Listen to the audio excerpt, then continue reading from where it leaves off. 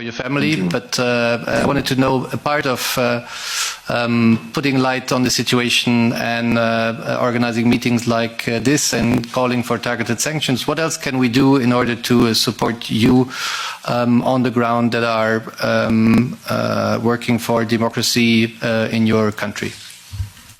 Thank you very much. I'll talk about what you can do from your end and what you can do from our end here in Uganda.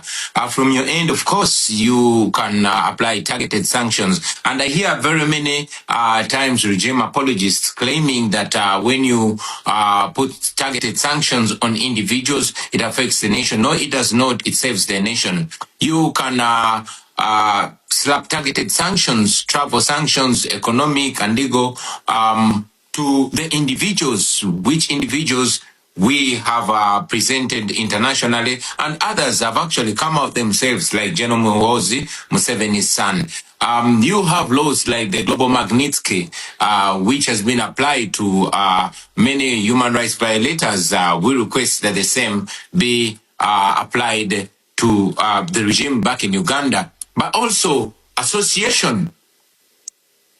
I mean, it slaps those who believes in democracy and human rights in the face when they see ambassadors or diplomats from the world-known democracies standing shoulder to shoulder with gross human rights violations. For example, imagine just a day or hours after General Muhoozi tweets taking pride in murdering people, in attacking people's families and undressing people and tweeting it, taking pride in killing. And then the next minute, you're going to see an official picture of an ambassador from a renowned democracy standing shoulder to shoulder. That is embracing, that is legitimizing impunity. And we call for distancing on that. I mean, I've not seen an ambassador or an government official from a democracy standing shoulder to shoulder with Lukashenko or these other, renowned dictators. Also, we have requested that for all the aid that is extended to Uganda, let it be conditional. Let it be conditioned to respect to democracy, human rights, and the rule of law. That would be very helpful.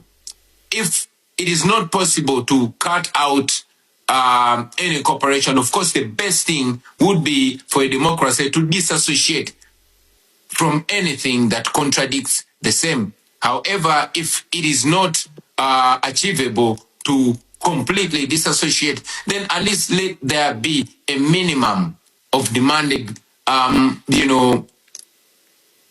reforms that can lead Uganda to a line of democracy.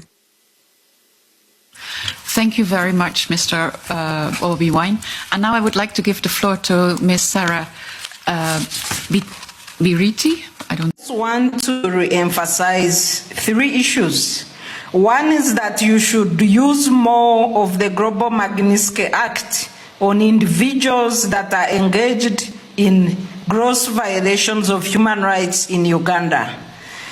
2 is that you should put stringent measures to your funding agreements regarding the protection of human rights, democracy, and the rule of law in Uganda that are at their lowest at this time, and we are worried about the next 5 years as citizens. 3 is that you should support more people as compared to government.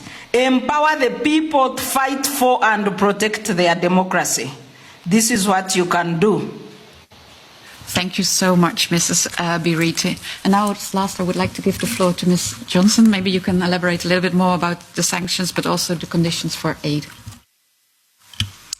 Thank you very much. Well, it has been many references to the treaties of the European Union, and of course that is what's steering our engagement with all our partners globally. So it also in this case, of course, our development cooperation and our cooperation in general is not unconditional. It is based on our very clear values and expectations. In the case of Uganda, I've already outlined how we, at this stage, we monitor the situation very, very closely.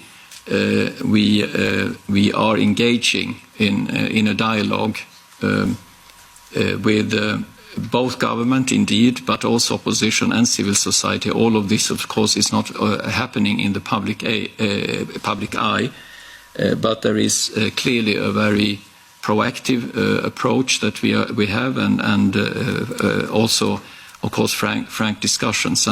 And through our development cooperation and the cooperation that we have, of course, we target that very much to governance and support to civil society, as I've outlined. And we have the possibility of focusing additionally on that as we deem necessary, and to accompany a reform process. So the way we today, the approach that we have today is one of engagement, and the